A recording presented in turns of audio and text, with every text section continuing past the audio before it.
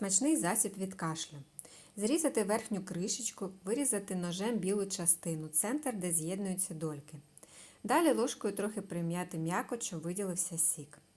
Потім беремо невеликий шматочок імбиру, зачищаємо та нарізаємо дрібними кубиками. Так само подрібнити зубчик часнику. Викласти нарізані часник і імбир в апельсин.